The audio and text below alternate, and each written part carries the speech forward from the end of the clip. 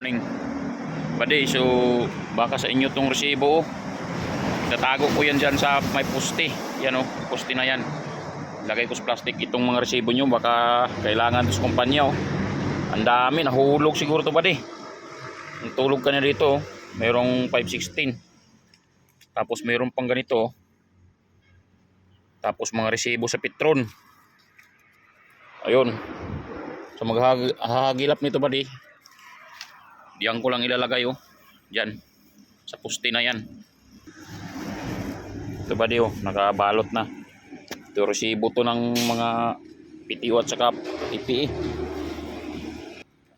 Ito ba di. Tandaan nyo yung poste na yan oh. Yan. Dito nyo kuhanin ba di. Ayan ba di.